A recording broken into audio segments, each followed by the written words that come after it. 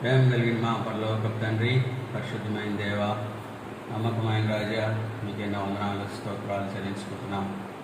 మీరంతైనా నమ్మదగిన దేవుడు, జాలి కలిగిన దేవుడు, శాశ్వతమైన ప్రేమతో మమ్మల్ని ప్రేమిస్తూ విడువక మాడలా కృప చూపించే దేవుడు ఉన్నందుకే స్తోత్రాలు.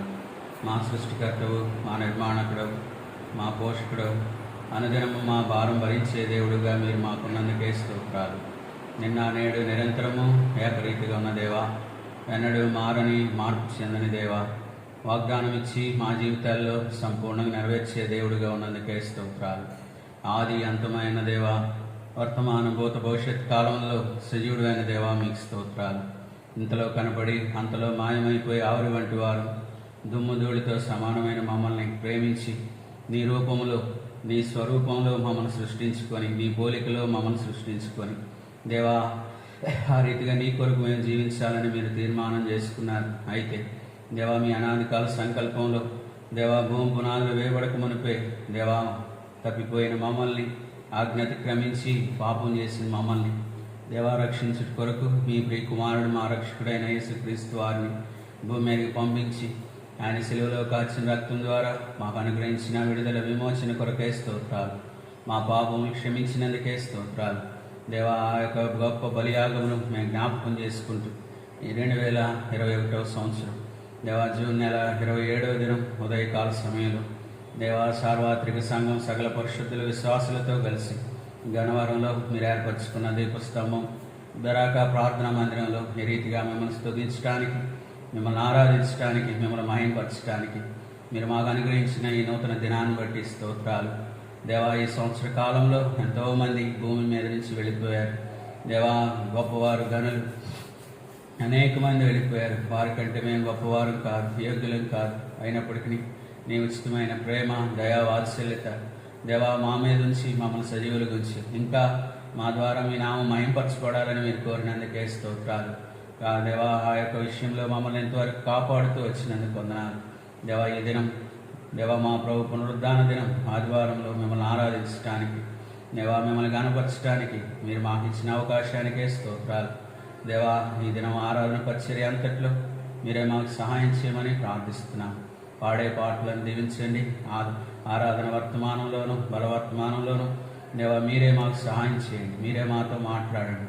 దేవా, మిమ్మల్ని ఆత్మతో సత్యముతో ఆరాధించడానికి, దేవా మమ్మల్ని మేము యోగ్యులుగా పరీక్షించుకోవడానికి మీరే మాకు కావలసిన మాటలు మీరే అనుగ్రహించమని ప్రార్థిస్తున్నాం. దేవా, యూట్యూబ్ ద్వారా ఏ రీతిగా మేము ఆరాధన పరిచర్యను రికార్డ్ చేయడానికి నీ ప్రజల కొరకు మీరు ఇచ్చిన అవకాశానికే స్తోత్రాలు. దేవా, సమస్తము మీ ఆధీనంలో ఉంచుకోనండి. కరెంటు, మైకు, కెమెరా అన్నీ దేవా మీరే మీ స్వాధీనంలో ఉంచుకొని ఎక్కడ ఏ విధమైన అడ్డులు ఆటంకాలు లేకుండా మీరే మాకు సహాయపడమని, ఈ దినం ఆది అంతముగా మీరే ఉండి మమ్మల్ని నడిపించమని ఘనత, మహిమ, ప్రభావములు మీకే ఆరోపించుకుంటూ యేసుక్రీస్తు వారి అత్యధికంగా హెచ్చింపబడిన నామములో ప్రార్థించి వేడుకొనుచున్నాము తండ్రి, ఆమేన్. 37 పెద్ద పాటల పుస్తకంలో 250. అడవి చెట్ల నడుమా ఒక జల్దరు వృక్షం వలె పరిశుద్ధుల సమాజములో యేసు ప్రజ్వలించుచున్నాడు. పరిశుద్ధుల సమాజములో యేసు ప్రజ్వలించుచున్నాడు.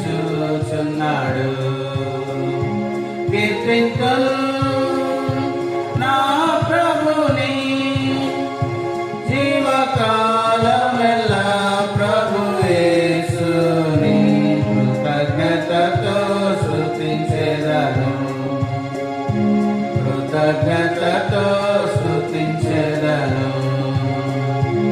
రారోను రోజాయనే లోయ పద్మమును ఆయనే, అతి పరిశుద్ధుడు ఆయనే, 10,000 అతి శ్రేష్ఠుడు, అతి పరిశుద్ధుడు ఆయనే, 10,000 అతి శ్రేష్ఠుడు.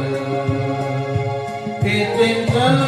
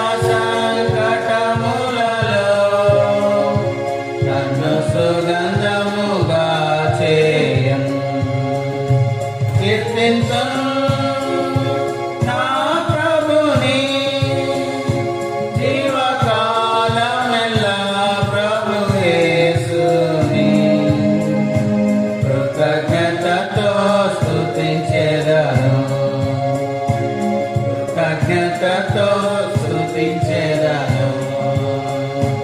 మనోవేదన సహించలేక సిలువ వైపునే చూడగా లేవనెత్తి నన్నెత్తుకొని భయపడకు మని అంటివి.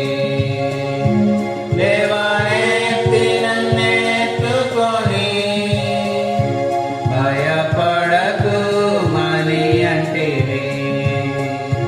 కీర్తించు నా ప్రభుని జీవకాలమెల్లా, ప్రభు యేసుని కృతజ్ఞతతో స్తుతించెదను, కృతజ్ఞతతో స్తుతించెదను. నా త్రోవకు దీపం నీవే, నా బ్రతుకుకు జీవం నీవే, నా సేవకు బలము నీవే, నా ఆత్మకరణ నీవే. నా సేవకు బలము నీవే, నా ఆత్మకరణ నీవే. కీర్తించు నా ప్రభుని జీవకాలమెల్లా, ప్రభు యేసుని కృతజ్ఞతతో స్తుతించెదను, కృతజ్ఞతతో స్తుతించెదను. ఘనమైన నా ప్రభువా, నీ రక్త ప్రభావమునా నా హృదయము కడిగితివి. నీకే నా స్తుతి ఘనత, నా హృదయము కడిగితివి. నీకే నా స్తుతి ఘనత. కీర్తించు నా ప్రభుని జీవకాలమెల్లా, ప్రభు యేసుని కృతజ్ఞతతో స్తుతించెదను, కృతజ్ఞతతో స్తుతించెదను. అడవి చెట్ల నడుమా ఒక జల్గరు వృక్షం వలె పరిశుద్ధుల సమాజములో యేసు ప్రజ్వలించుచున్నాడు. పరిశుద్ధుల సమాజములో యేసు ప్రజ్వలించుచున్నాడు. కీర్తించు నా ప్రభుని జీవకాలమెల్లా, ప్రభు యేసుని కృతజ్ఞతతో స్తుతించెదను, కృతజ్ఞతతో స్తుతించెదను. సంఖ్య 20 పెద్ద పాటల పుస్తకంలో 63. ఓ నాదు యేసు రాజా, నిన్ను నేను స్తుతించెదను. ఓ నాదు యేసు రాజా, నిన్ను నేను స్తుతించెదను. నీ నామమును సదా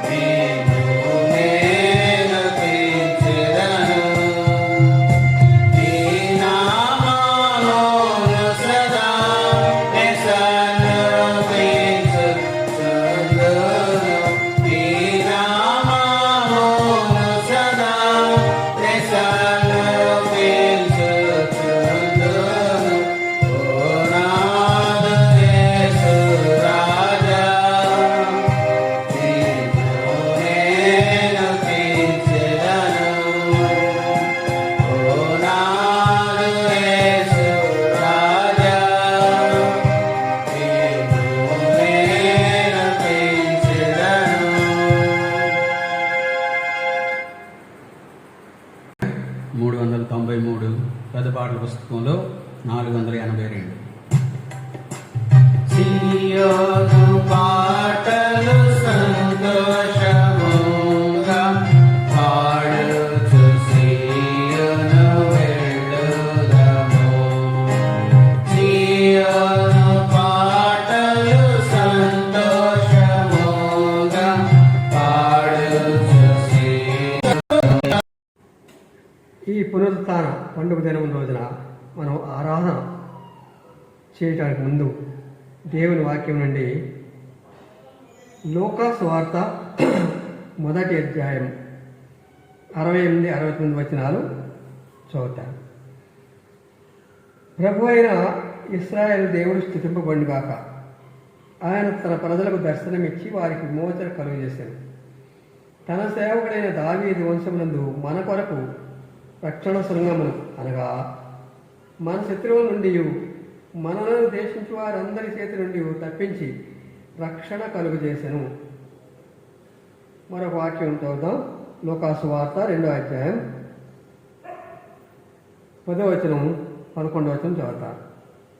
అయితే ఆ దూత భయపడుకుడి, ఇదిగో ప్రజలందరికీ కలుగబో మహా సంతోషకరమైన స్వర్తమానము నేను మీకు తెలియజేస్తున్నాను. దావీదు పట్టణమందు నేడు రక్షకుడు మీ కొరకు పుట్టి ఉన్నాడు. ఈయన ప్రభు అయిన క్రీస్తు. మత్తయి సువార్త 1వ అధ్యాయం 21వ వచనం చదువుకుందాం.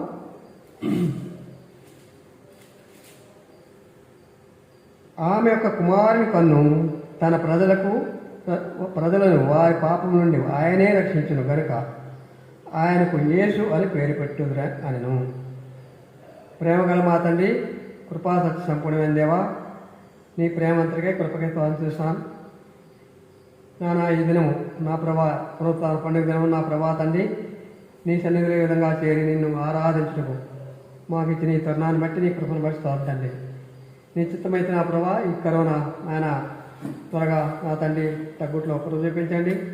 ప్రతి కీడు నష్టం నుండి నీ బిడ్డలందరినీ తప్పించండి. నీ చిత్తమైతే నా ప్రభా అందరం ఆయన త్వరలో మందిరంలో కలుసుకుని నిన్ను ఆరాధించే భాగ్యం మాకు దయచేయండి. ప్రతి కీడు నష్టం నుండి నన్ను మమ్మల్ని తప్పించండి. ఇంతవరకు నీ కాపుదల భద్రతను బట్టి క్షేమం ఇచ్చిన స్తోత్రం చేస్తాను నా తండ్రి. నా జకర్యా చేసిన ఈ ఆరాధన నా తండ్రి మేము కూడా నా తండ్రి అర్థం చేసుకుని మేము నిన్ను ఆరాధించుట్లో నన్ను మమ్మల్ని సిద్ధపరచమని యేసునామమున అడిగి వేడుకుంటున్నాను తండ్రి. ఆమేన్. ఇక్కడ లూకా సువార్తలో జకర్యా తను నోరు యోహాను పుట్టిన తర్వాత దేవుడు తన నోరు సడలింపజేసి తెరచిన తర్వాత తను ఈ పాట పాడుతూ ఉన్నాడు. జకర్యాను ఎందుకు పుట్టించారు, తర్వాత యేసు ప్రభు వారి లోకంలోనికి ఏ విధంగా రాబోతున్నారు, ఆయన యేసు ప్రభు వారు ఇచ్చేటటువంటి రక్షణ గురించి తన కుమారుడైన తన యోహాను ఏ విధంగా తన అప్పటి జనాంగాన్ని ఇశ్రాయేల్ ప్రజలను ఏ విధంగా సిద్ధపరచాలి, ఆయన ఇచ్చే విమోచన విషయంలో ఈ విధంగా తను స్తుతించి పాడేవాడుగా ఉన్నారు. ప్రభు అయిన ఇశ్రాయేలు దేవుడు స్తుతింపబడుగాక. ఆయన తన ప్రజలకు దర్శనమిచ్చి వారికి విమోచన కలుగజేశాను. మన కొరకు రక్షణ శృంగమును దావీదు వంశమును నుండి మనకు రక్షణ కలుగజేసే ఆ రక్షణ శృంగము రాబోతూ ఉంది దావీదు వంశం నుండి అని అప్పటికి యేసు ప్రభువు వారు పుట్టలేదు, కానీ జకర్యా తను ప్రవచించేవాడుగా కనపడుతున్నాడు. ఆ విధంగా మనకు విమోచన, మన పాపములకు విమోచన కలగాలి. ఆ పాపములకు విమోచన కలుగజేయటానికి పాపుల రక్షకుడిగా ఆయన పేరే పాపులను రక్షించును కాబట్టి ఆయన పేరు యేసు. ఆయన యేసు అనగా పాపులను రక్షించువాడు. ఈ విధంగా ఆయన నా పాపముల కొరకు ఆయన బలివట అవటానికి గాను ఈ లోకంలోకి జన్మించిపోతున్నాయని ఇక్కడ జకర్యా తను ఎరిగిన వాడై తను దేవుణ్ణి స్తుతిస్తూ ఉన్నాడు. ఈ సందర్భంలో మనం కొన్ని వచనాలు మనం ముందుకు చూసుకుందాం. అపోస్తల కార్యం 4:12 అక్కడ హింసింపబడి నాటువంటి తన దేవుని యేసు ప్రభువు వారి యొక్క శిష్యులు వారు చెప్తూ ఉన్నారు, ఈ నామమునే మరి ఎవరి వలన రక్షణ కలుగదు. అపోస్తల కార్యం 4:12 ఈ నామమునే మనము రక్షణ పొందవలను కానీ ఆకాశము క్రింద మనుషుల్లో ఇవ్వబడిన మరి ఏ నామమున రక్షణ పొందలేము. అందునిమిత్తమే మనకు రక్షణ ఇచ్చుటకు గాను ఆయన ఈ లోకానికి నరావతారిగా రావాల్సి వచ్చింది. ఆయన అంతేకాదు, ఆయన మనకు కొరకు చేసిన కొన్ని కార్యాలు, ఆయన కొరకు కొన్ని చేసిన ఏర్పాట్లు, దేవుని భక్తులు ఏ విధంగా కొన్ని విషయాలు చెప్పారో అవి కొన్ని మనం చూసుకుందాం. అపోస్తలుడైన పౌలు తెస్సలోనికీయులకు రాస్తూ 2వ పత్రికలో ఈ విధంగా అంటున్నాడు. 2వ పత్రిక 13వ వచనంలో, ప్రభు వలన ప్రేమింపబడిన సహోదరులారా, ఆత్మ మిమ్మును పరిశుద్ధపరచుట వలనను మీరు సత్యమును నమ్ముట వలనను రక్షణ పొందుటకు దేవుడు ఆది నుండి మిమ్మల్ని ఏర్పరచుకొనెను కనుక మేము మిమ్మల్ని బట్టి ఎల్లప్పుడూ దేవునికి కృతజ్ఞతాస్తుతులు చెల్లింపబద్ధులమై ఉన్నాము. ఆయన మనకి ఏదో ఇవాళ కాదు, ఆది నుండి భూమి పునాదులు వేయపడక ముందే, భూమి పుట్టక ముందే మనల్ని ఆ విధంగా రక్షించుట ఆయన చిత్తమైంది. ఆయన ఉగ్రతను తప్పించడానికి మనల్ని రక్షించాడని చెప్పి తెస్సలోనికీయులకు రాసిన మొదటి పత్రిక 5:9 అపోస్తలుడైన పౌలు ఈ విధంగా చెప్తున్నారు, ఎందుకనగా మన ప్రభు అయిన యేసుక్రీస్తు ద్వారా రక్షణ పొందుటికే దేవుడు మనల్ని నియమించడు కానీ ఉగ్రత పాలవుటకు నియమింపలేదు.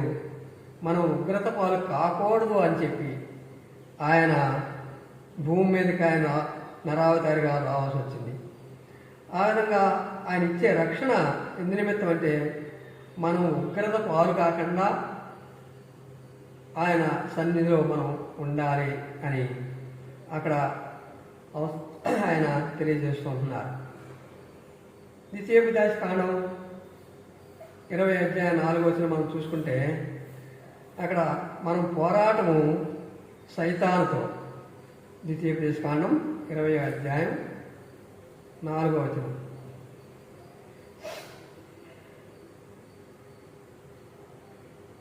వణు 3వ చివరి నుండి చదువుతాను. మీ హృదయములు జంకనీయకుడి, భయపడకుడి, వణుకకుడి, వారి ముఖము చూచి బెదరకుడి. మీ కొరకు మీ శత్రువులతో యుద్ధము చేసి మిమ్మును రక్షించువాడు మీ దేవుడైన యెహోవాయే. ఎంచేతంటే మనం శత్రువైన సాతాను అది విజృంభించి మనల్ని ఏ విధంగా పట్టుకొని మనల్ని పీడించడానికి వస్తుందంటే చూడండి, పేతురు రాసిన మొదటి పత్రిక 5వ అధ్యాయంలో 8వ వచనం, నిబ్బరమైన బుద్ధి గలవారై మెలకువగా ఉండుడి. మీ విరోధి అయిన అపవాది గర్జించు సింహం వలె ఎవరిని మృంగుదునా అని వెదకుచూ తిరుగుతున్నాడు. ఆ విధంగా మనల్ని ఎక్కడ పట్టుకోవాలి, ఈ రక్షణలోంచి బయటికి లాగాలి, ఏదో విధంగా చెడగొట్టాలి అని సైతాను ఎప్పుడూ మనల్ని వెంటాడుతూ ఉండేదిగా ఉంటుంది.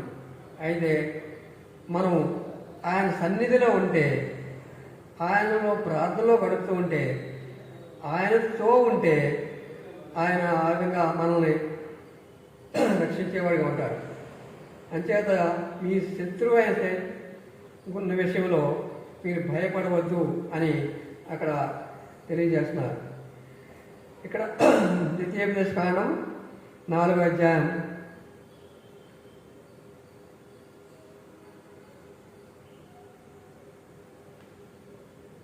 4 4వ వచనం మనం చూసుకుంటే ఇక్కడ ఏమంటున్నా అంటే మోషే రాజు ద్వితీయోపదేశకాండంలో మీ దేవుడైన యెహోవాను హత్తుకొనిన మీరందరూ నేటి వరకు సజీవులై ఉన్నారు.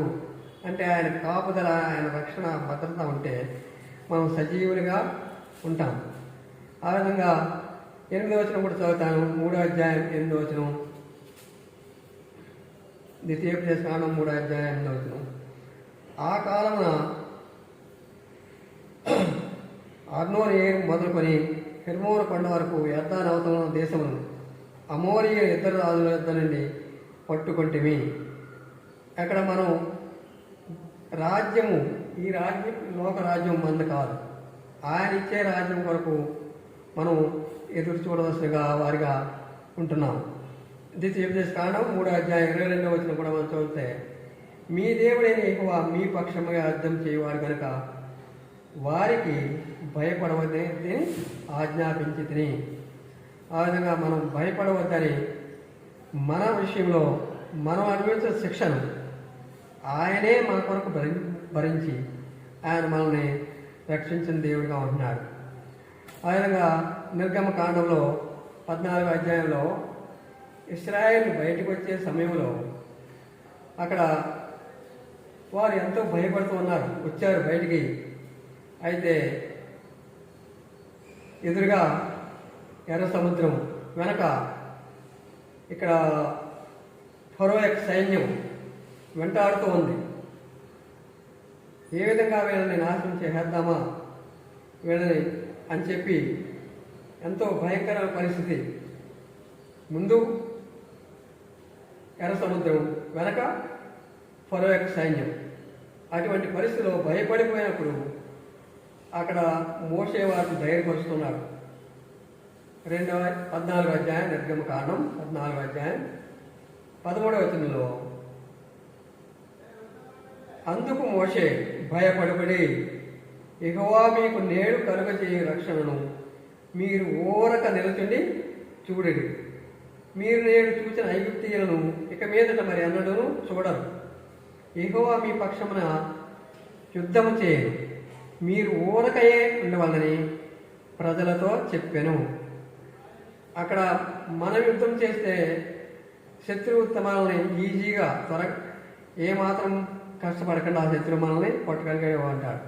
అయితే మన పక్షంగా యేసు ప్రభు వారే మన కొరకు క్రయధనం చెల్లించాడు కాబట్టి సైతాను ఈ దినాల్లో మనల్ని ఏమీ చేయలేకపోతుంది.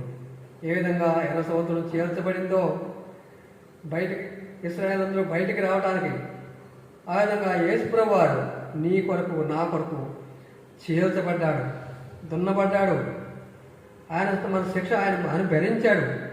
అందునిమిత్తం ఆయన మనకు రక్షకుడిగా ఉన్నాడు. ఆయన ఇచ్చిన రక్షణలో మనం ఉంటే మనకి ఎంతో క్షేమం, భద్రత. అంచేత రక్షింపబడిన బిడ్డలు ఏ విధంగా ఇక్కడ జకర్యా తనకు నోరు తెరిచిన దాన్ని బట్టి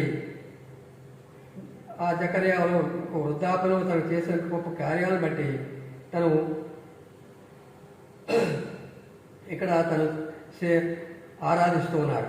లోకాసువార్త 1వ అధ్యాయం 68, 69 వచ్చిన 75 వచ్చిన కలిసి ఉంటాయి. ఇంకా కొంచెం ముందుకు మనం చూసుకుంటే మనం శత్రువుల చేతి నుండి విడిపింపబడి మన జీవితకాలం అంతయు నిర్భయమై ఆయన సన్నిధిని పరిశుద్ధముగాను నీతిగాను ఆయన సేవింపను అనుగ్రహించుటకును ఈ రక్షణ కలుగజేసెను. ఈ రక్షణ ఎందు నిమిత్తం కలుగజేయబడిందంటే మనం ఆయన స్తుతించటానికి, ఆయన జీవితకాలం అంతా నిర్భయులుగా ఉండి మనం నీతిగా ఆయన్ను సేవించటం కానీ ఆయనకు మనకి ఈ రక్షణ అనుగ్రహింపబడింది అని జకర్యా తను ఆరాధనలో తను చెప్పేవాడుగా కనపడుతున్నాడు. కీర్తనలు గ్రంథం 3వ అధ్యాయం 8వ వచనం చూసుకుంటే అక్కడ రక్షణ ఇచ్చేది ఈ దేవుడే, మన వల్ల ఏమీ కాదు. చూడండి 3వ అధ్యాయం 8వ వచనం, కీర్తనల గ్రంథం 3వ కీర్తన 8వ వచనం. రక్షణ యెహోవాది, నీ ప్రజల మీదకి నీ ఆశీర్వాదం వచ్చునుగాక. రక్షణనిచ్చుట మన యెహోవాది, రక్షణనిచ్చుట మన యెహోవాది. రారాజు ప్రజలకు ఆశీర్వాదంబు, రారాజు ప్రజలకు ఆశీర్వాదంబు. రంజిల్లు నీ ధరణి అందు, రంజిల్లు నీ ధరణి అందు. ప్రణుతింతుము మా యెహోవా, పరిపూర్ణ మహిమా ప్రభావా.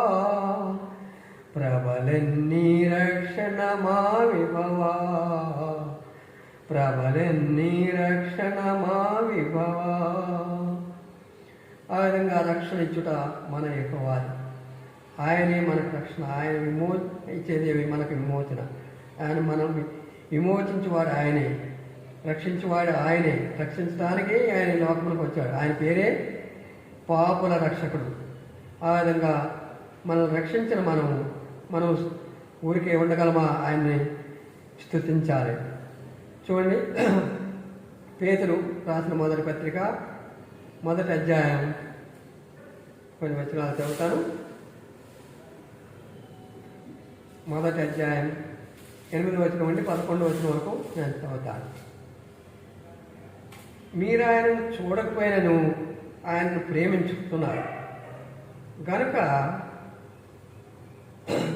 ఇప్పుడు ఆయన కనులారా చూడకై విశ్వసించు మీ విశ్వాసమునకు ఫలమును అనగా ఆత్మరక్షణను పొందుచు చెప్పదశక్యమును మహిమాయుక్తమైన సంతోషము గలవారై ఆనందించుచున్నారు. మీకు కలుగు ఈ కృపను గూర్చి ప్రవచించిన ప్రవక్తలు ఈ రక్షణను గూర్చి పరిశీలించుచు తమ యందున్న క్రీస్తు ఆత్మగా క్రీస్తు విషయమైన శ్రమలను గూర్చి వాటి తరువాత కలుగుబో మహిమలను గూర్చి ముందుగా సాక్ష్యం ఇచ్చినప్పుడు ఆ ఆత్మ ఏ కాలమును ఎట్టి కాలమును సూచించడానికి వచ్చినో దానిని విచారించి పరిశోధించింది. పరిశుద్ధ లేఖనమైన బైబిల్ గ్రంథమునందు ఆది కాండము నుండి మలాకీ వరకు పాత నిబంధనలో ప్రవక్తలందరూ కూడా యేసు ప్రభువారు ఇచ్చేటటువంటి ఈ రక్షణ కార్యాన్ని, ఆయన చేసే ఈ రక్షణ కార్యం గురించి ఆయా కాలాల్లో వారు ప్రవచిస్తూ వచ్చారు. ఇక్కడ ఆ ప్రవక్తలందరూ కూడా ఏ కాలంలో ఎప్పుడు ఎలాగా ఏం జరుగుతుంది, ఏ విధంగా ఈ మానవులకు రక్షణ కలుగు కార్యం జరగబోతోంది, యేసు ప్రభువారు ఈ భూలోకములకు ఆయన రాబోతున్నాడు, రక్షణ కార్యం జరగబోతోందని ఆది కాండం నుండి మలాకీ వరకు పాత నిబంధన గ్రంథంలో ప్రవక్తలందరూ కూడా వస్తున్నారు. అదే పేతురు ఆ విషయాన్ని రూఢిపరుస్తూ ఉన్నాడు. ఆయన అక్కడ పేతురు మనకు ఆయన చేసినటువంటి రక్షణ కార్యము, ప్రవక్తలు ఏ విధంగా ఈ సిద్ధపాటు, ఆ విధంగా రాబోయే విషయాలు, చేయబోయే రక్షణ కార్యము, ఈ విషయాలు ఇవన్నీ కూడా ఏ విధంగా జరగబోతున్నాయని చెప్పి ఆయా కాలాల్లో ఆ ప్రవక్తలు చెప్పారు అని పేతురు మనకి గుర్తు చేస్తున్నాడు. అంచేత రక్షణ లేక మనకు ఇచ్చినటువంటి ఈ రక్షణ ఈ దినం మనం రక్షణ పొందడం కాదు. ఆది కాలం భూమి పునాది వేయ ముందే దేవుడు నిన్ను నన్ను ఏర్పాటు చేసుకున్నాడు. మనల్ని రక్షించుట ఆయన చిత్తమైంది. అంతేకాదు ఆయన తిరిగి రాబోతూ ఉన్నారు. చూడండి, హెబ్రీకి రాసిన పత్రిక 9వ అధ్యాయం 28వ వచనంలో, హెబ్రీకి రాసిన పత్రిక 9వ అధ్యాయం 28వ వచనంలో అక్కడ మనకి ఆయన తిరిగి రాబోతున్నారు. అప్పుడు కూడా మనల్ని మనకి నిత్యజీవం ఆయన ఇవ్వబోతున్నాడు అని చెప్పి ఆ విషయాలు మనం ఒకసారి చదువుకుందాం. హెబ్రీకి రాసిన పత్రిక 9వ అధ్యాయం 28వ వచనం, ఆఖరి వచనం. అలాగనే క్రీస్తు కూడా అనేకుల పాపములను భరించటకు ఒక్కసారి అట్టుపడి తన కొరకు కనిపెట్టి ఉండి వారి రక్షణ నిమిత్తము పాపము లేకుండా రెండవసారి ఆయన ప్రత్యక్షమగును. ఆయన తిరిగి రెండవసారి ఆయన ప్రత్యక్షమయ్యేవాడుగా ఉంటున్నారు. ఆయన అంతవరకు మనల్ని కాపాడటం ఆయన చిత్తమైనది.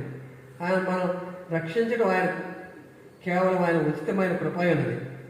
ఆ విధంగా రక్షింపబడిన మనం అంతవరకు స్థిరముగా చేపట్టి ఆయన రక్షణలో కొనసాగుతాం. రక్షించిన మనం ఏ విధంగా ఉంటమే కన్నా మనం ఏ విధంగా దూతలు స్తుతిస్తూ ఉన్నాయో మనం కూడా ఆ విధంగా స్తుతిద్దాం. చూడండి, ప్రకటన గ్రంథంలో ప్రకటన గ్రంథం 7వ అధ్యాయం 10వ వచనం మనం చూస్తే అక్కడ దూతలు ఆరాధించే విధం చూస్తున్నాం. సింహాసనాసీనుడైన మా దేవునికి గొర్రె పిల్లకును మా రక్షణకై స్తోత్రమని మహాశబ్దంతో ఎలుగెత్తి చెప్పిరి. అక్కడ దేవదూతలు పెద్దలు 24 పెద్దలు అందరూ కలిసి వారు ఏం చేస్తున్నారంటే దేవుని స్తుతిస్తున్నారు. రక్షణ కొరకై, మా రక్షణ కొరకై స్తుతిస్తున్నాం తండ్రి. ఆ విధంగా రక్షణ పొందిన నీవు నేను మనం కూడా ఆయన్ను స్తుతించాలి, ఆరాధించబద్దులుగా ఉంటున్నాం. ఈ సమయంలో మనం ఆరాధనకు వెళ్ళకముందు మనం ఆయన రక్షణను ఈ విధంగా తలపోసుకుంటూ మనం సిద్ధపడి ఆయన్ని ఆరాధించాలి.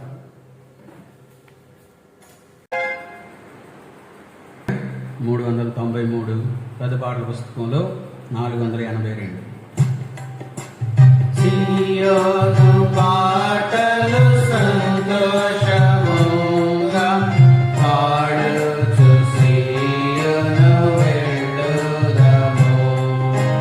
సియోను పాటలు సంతోషముగా పాడుచు సియోను వెళ్ళుదము. లోకాన శాశ్వతానందమేమి లేదా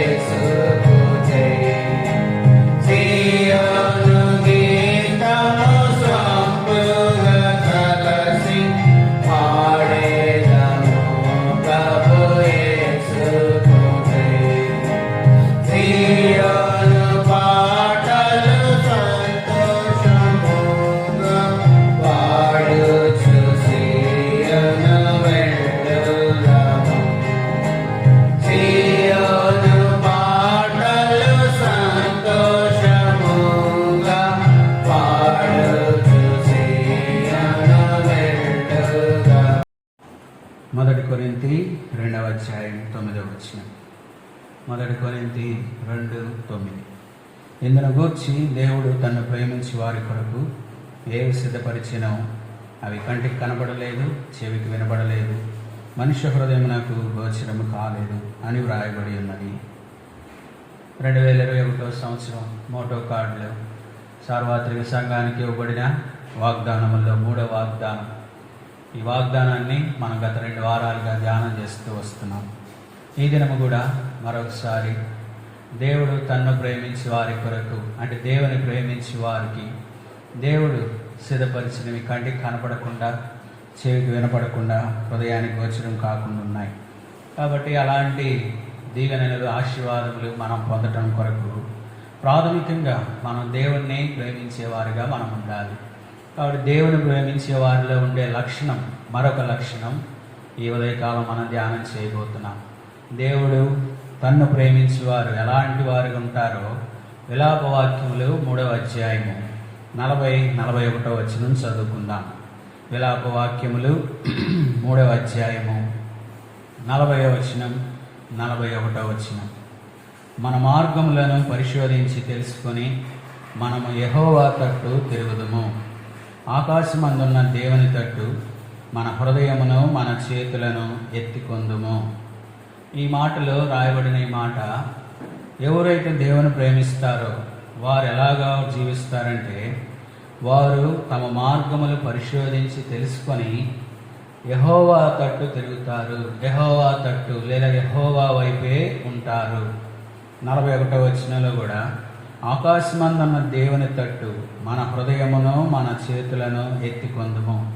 కాబట్టి ఉదయకాల సమయంలో మనం పరీక్షించుకోవడానికి, దేవుని ప్రేమిస్తున్నామని చెప్పుకోవడానికి ముందే మనం ఎలాంటి వారుగా మనం జీవించాలంటే దేవుని తట్టు ఉండాలి, దేవుని వైపు తిరగాలి, మన హృదయములు దేవుని వైపే ఉండాలి, దేవుని తట్టే మన చేతులు ఎత్తుకునే వారుగా మనం ఉండాలి. కాబట్టి అలాగ మనం ఉంటున్నామా? దేవుని తట్టు లేదా దేవుని వైపు తిరిగిన వారంగా మనం ఉంటున్నామా? లేదా లోకములో వ్యర్థమైన వాటి వైపు మనం తిరిగేవారుగా మనం ఉంటున్నామా? ఈ దినాల్లో పేరుకి మనం క్రైస్తవులంగా, మందిరానికి వెళ్ళేవారిగా, క్రైస్తవ అలవాట్లు కలిగిన వారిగా మనం ఉంటున్నాం. కానీ దేవుని వైపు నిజంగా మన హృదయము, మన చేతులు దేవుని వైపు ఉంటున్నాయా, దేవుని తట్టు ఉంటున్నాయా మనం పరీక్షించుకోవాలి.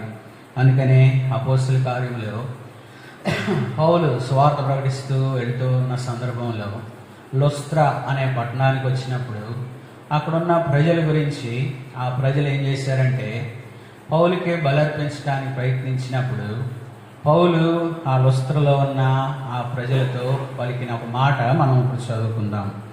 అపోస్తల కార్యములు 14వ అధ్యాయము, అపోస్తల కార్యములు 14వ అధ్యాయము 15వ వచనం చదువుకుందాం. అపోస్తల కార్యములు 14వ అధ్యాయము 15వ వచనం. అయ్యలారా, మీరు ఎందుకు ఇలాగ చేయుచున్నారు? మేము కూడా మీ స్వభావం వంటి స్వభావం గల నరులమే. మీరు ఈ వ్యర్థమైన వాటిని విడిచిపెట్టి ఆకాశమును, భూమిని, సముద్రమును, వాటిలో ఉండే సమస్తమును సృజించిన జీవము గల దేవుని వైపు తిరగవలెనని మీకు సువార్త ప్రకటించుచున్నాము. ఇక్కడ పౌలు చెప్పిన మాట ఏమంటున్నాడంటే, మీరు ఈ వ్యర్థమైన వాటిని విడిచిపెట్టి, ఈ భూలోకంలో మానవులు, నరులందరూ కూడా అవసరం లేనివి వ్యర్థమైన వాటి వైపు తిరుగుతున్నారు, వ్యర్థమైన వాటిని అనుసరిస్తున్నారు, వ్యర్థమైన వాటి మీద తమ హృదయాలు, తమ చేతులు ఉంచుతున్నారు. కానీ అందుకని ఇక్కడ పౌలు లుస్త్రలో ఉన్న ప్రజలతో అడుగుతున్న మాట, మీరు వ్యర్థమైన వాటిని విడిచిపెట్టి ఆకాశము, భూమిని, సముద్రము, వాటిలో ఉన్న సమస్తమును సృజించిన జీవము గల దేవుని వైపే మీరు తిరగాలని మీకు ప్రకటిస్తున్నా. కాబట్టి ఈ యొక్క మధ్యాహ్నకాల సమయంలో మనం జీవము గల దేవుని వైపే మనం తిరిగి ఉండాలి. జీవము గల దేవుని తట్టు, ఆయన భూమి, ఆకాశము, సముద్రము, వాటిలో ఉన్న సమస్తాన్ని సృజించిన దేవుడు, ఆయన వైపు మనం ఉండాలి. కానీ వ్యర్థమైనవి ఈ లోకంలో చాలా మనం చూస్తే వ్యర్థమైన వాటి మీద మన మనసు ఉంచుతాం, వ్యర్థమైన వాటి మీదే మన హృదయము, మన చేతులు ఉంటున్నాయి. కానీ జీవం గల దేవుని వైపు లేనివిగా ఉంటున్నాయి. అందుకని ఈ దినాన మనకు దేవుడు హెచ్చరిక చేస్తూ, దేవుని ప్రేమించి వారు ఎట్లుంటారంటే దేవుని తట్టు తమ హృదయము తమ చేతులు ఎత్తేవారు ఉంటారు, దేవుని వైపు తిరిగిన వారుగా ఉంటారు. ఇశ్రాయేల్ ప్రజలు పాత నిబంధన కాలంలో వారు కూడా దేవుడు వారికి ధర్మశాస్త్రం ఇచ్చాడు, మీరు వేరే దేవతల వైపు తిరగొద్దన్నాడు. అయినా కూడా వారి గురించి రాయబడిన మాట చదువుదాం. 2వ రాజులు 17వ అధ్యాయము, 2వ రాజుల గ్రంథం 17వ అధ్యాయము 15వ వచనం. 2వ రాజులు 17వ అధ్యాయము 15వ వచనం.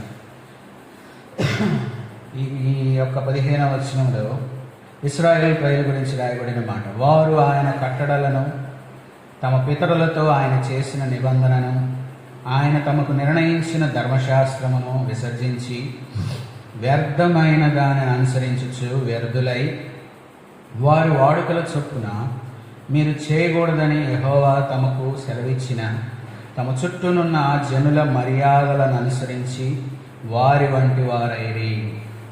ఏలా కుమారుడైన హోషేయ షోమ్రోన్లో ఇశ్రాయేల్ మీద రాజుగా ఉన్నప్పుడు ఇశ్రాయేల్ ప్రజల గురించి రాయబడిన మాట. ఇశ్రాయేల్ ప్రజలు అంట్లా దేవుడిచ్చిన కట్టడలను అనుసరించడం మానేసి దేవుడు పితరులతో చేసిన నిబంధనను మీరి వారికి ఇచ్చిన ధర్మశాస్త్రాన్ని కూడా విసర్జించి వాక్యాన్ని ధర్మశాస్త్రాన్ని కూడా తీసివేసుకొని అక్కడ రాయబడిన వ్యర్థమైన దానిని అనుసరిస్తూ వ్యర్థులైపోయి వారితో పాటు నివసిస్తున్న అన్ని జనులు, వారితో పాటు ఉన్న అన్ని జనుల యొక్క అలవాట్లు, వారితో వారి వాడుకలు, వారి ఆచారాలు, వాటి చొప్పున నడిచేవారు ఉంటున్నారు. ఈ దినాన్ని మనం పరీక్షించుకుంటే ఉన్నాం, పేరుకి దేవుని ప్రజలుగా, క్రైస్తవులంగా, విశ్వాసులంగా, మందిరానికి వెళ్ళేవారిగా, అలవాట్లు క్రైస్తవ అలవాట్లు కలిగిన వారు ఉంటున్నాం. కానీ ఈ లోక మర్యాదను అనుసరించేవారిగా, ఈ లోక అన్ని జనుల ఆచారాలన్నీ అనుసరించేవారిగా, దేవుని వాక్యాన్ని విసర్జించి దేవుడిచ్చిన కట్టడలు, నిబంధనలు, ఆజ్ఞలు అవేమి కూడా పట్టించుకోకుండా జీవించేవారుగా మనం ఉంటున్నాం. అందుకని ఉదయకాలం దేవుడు మనల్ని హెచ్చరిక చేస్తున్నాడు.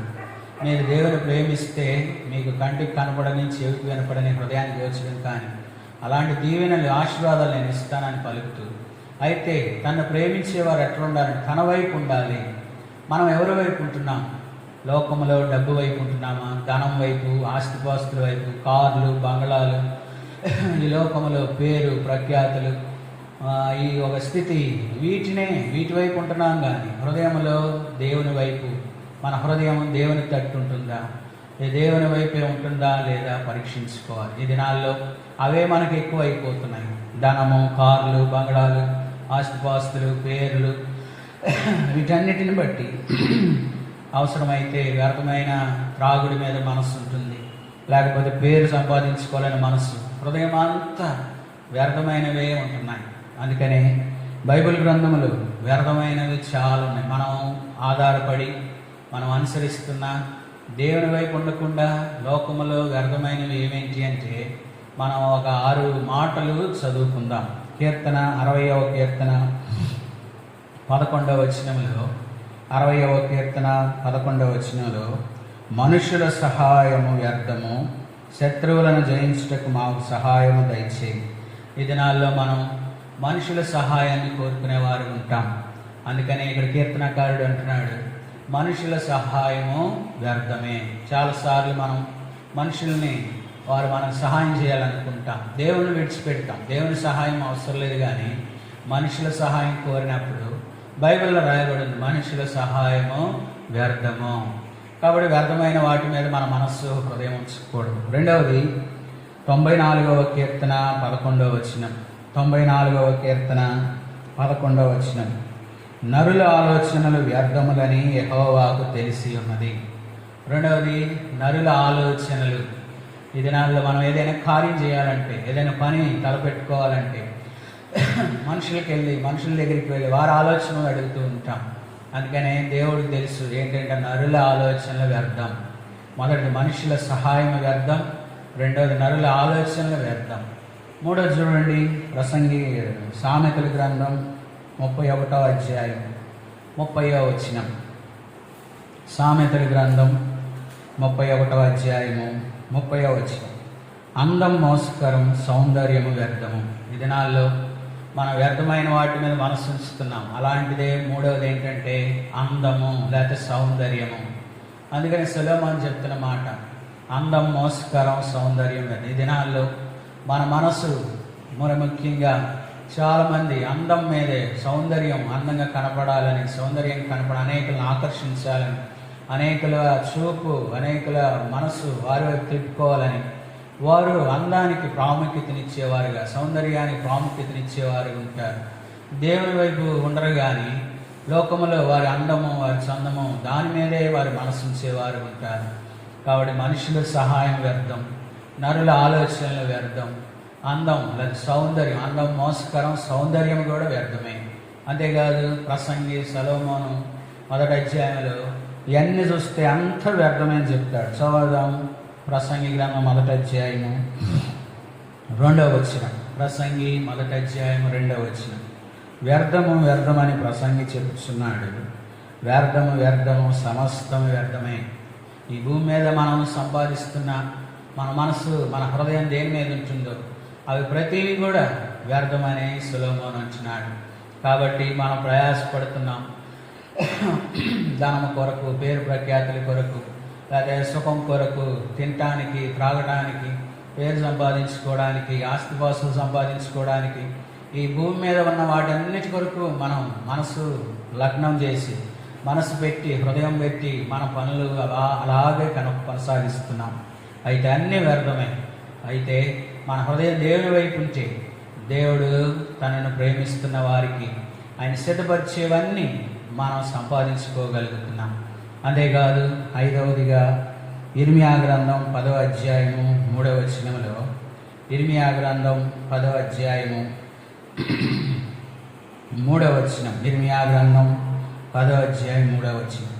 జనముల ఆచారములు వ్యర్థములు, అడవిలోనొకడు చెట్టు నరుకున్నట్లు అది నరకబడును, అది పనివాడి గొడ్డలతో చేసిన పని. జనముల ఆచారములు వ్యర్థములు. ఈ దినాల్లో క్రైస్తవుల పేరుకి క్రైస్తవులే కానీ ఆచారాలు ఎన్నో. గృహప్రవేశానికి ఒక ఆచారం, చనిపోయినప్పుడు ఒక ఆచారం, రకరకాలైన ఆచారాలు. అమ్మో అలాగా చేయకపోతే ఎట్లా, అది పితరుల ఆచారం, పెద్దలు చెప్పిన పని.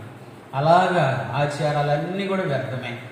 దేవుని కాకుండా, దేవునికి ఇవ్వాల్సిన ప్రాముఖ్యత ఇవ్వకుండా ఆచారాలు, అలవాట్లు వాటికి ఎక్కువ మనం ప్రాధాన్యత ఇస్తే మనం దేవుని ప్రేమిస్తున్నట్లు కాదు. చివరిగా 5వది కొరింథీ పత్రిక 3వ అధ్యాయం, 1 కొరింథీ 3వ అధ్యాయము 20వ వచనం. 1 కొరింథీ పత్రిక 3వ అధ్యాయము 20వ వచనం. జ్ఞానులను వారి కుయుక్తులు ఆయన పట్టుకొనును, మరియు జ్ఞానుల యోచనలు వ్యర్థములని ప్రభువునకు తెలియను. 6వది జ్ఞానుల యోచనలు వ్యర్థమే. కాబట్టి మనం జ్ఞానుల యోచనలు తీసుకోవాలనుకుంటాం. భూమి మీద మనం ఒకవేళ మనకు అంత జ్ఞానం లేదనుకుంటే, ఎవరు జ్ఞానవంతులు, ఎవరు తెలియగల వాళ్ళు, వాళ్ళ ఆలోచనలు మనం అడిగేవారు ఉంటాం. కాబట్టి ఇవన్నీ కూడా వ్యర్థమే. మనుషుల సహాయము, నరుల ఆలోచనలు, అందము, సౌందర్యము, సమస్తము. అంతేకాదు జనాల ఆచారములు, జ్ఞానాల ఆలోచనలు ఇవన్నీ వ్యర్థమే. అందుకనే పౌలు ఏం చెప్తున్నాడంటే, మీరు వ్యర్థమైన వాటిని విడిచిపెట్టండి. వ్యర్థమైన విడిచిపెట్టి జీవము కలిగిన దేవుడు, ఆకాశము, భూమి, సముద్రము వాటిలో అంతా సృజించిన దేవుని వైపు తిరగండి, దేవుని తట్టు తిరగండి, దేవుని తట్టు ఉండండి అని పౌలు హెచ్చరిక చేస్తూ వచ్చాడు. ఇది మనం పరీక్షించుకుందాం. మన మనసు, మన హృదయం, మన చేతులు మనం ఎట్లా ఉన్నాయి? మనం దేవుని వైపు, దేవుని తట్టులు ఉన్నాయా? లేకపోతే లోకం వైపు, ధనము వైపు, ఆస్తిపాస్తుల వైపు, తిండి వైపు, లేకపోతే త్రాగుడు వైపు, లేకపోతే పేరు సంపాదించుకునే దాని వైపు, లేదా అవసరమైనప్పుడు మనుషులదే సహాయము, మనుషుల ఆలోచనలు, జ్ఞానుల ఆలోచనలు ఆధారం చేసుకుంటున్నామా? లేదా మనకున్న అందము, సౌందర్యము వీటిని ఆధారం చేసుకుంటున్నామా? ఇవన్నీ వ్యర్థమైనవే. కాబట్టి వీటన్నిటిని విడిచిపెట్టి జీవము గల దేవుని వైపు మనం ఉంటున్నామా? మనం ఎవరి వైపు ఉంటే లోకం వైపు ఉండాలి, లేదా దేవుని వైపు ఉండాలి. ఈ దినాల్లో విచారకరమైన సంగతి ఏంటంటే, దేవుని వైపు ఉన్నట్లు కనపడుతున్నాం కానీ మా హృదయం అంతా లోకమే, లోక ఆచారాలు, లోక పద్ధతులు, లోకమే మనలో ఏలుబడి చేస్తుంది. అందుకని ఈ దినాన మరొకసారి దేవుడు మనతో మాట్లాడుతూ దేవుని వైపు తిరగండి, దేవుని వైపు తట్టే ఉండండి, వేరే తట్టు వద్దు, వేరే వైపు వద్దు అని మనల్ని హెచ్చరిక చేస్తున్నాడు. వాడు 4 విషయాలు: దేవుని తట్టు తిరుగుట, లేదా దేవుని వైపు ఎలా తిరగాలి, ఎలా తిరిగితే మనం దేవుని సంతోషపెట్టేవారిగా, దేవుని ప్రేమించేవారిగా, దేవుని తట్టు మనం ఎందుకు తిరగాలి, ఎలా తిరగాలో ఒక 4 మాటలు మనం ధ్యానించి మనం పరీక్షించుకుందాం. రండి. మొట్టమొదటిగా అపోస్తుల కార్యములు 26వ అధ్యాయం.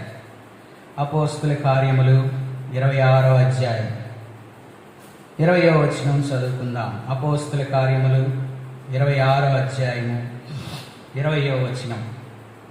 మొదట దమస్కులోని వారికిని, యెరూషలేములోను యోదయ దేశమందంతటను, తరువాత అన్ని జనులకును వారు మారు మనస్సు పొంది దేవుని తట్టు తిరిగి మారు మనస్సుకు తగిన క్రియలు చేయవలనని ప్రకటించుచుంటిని.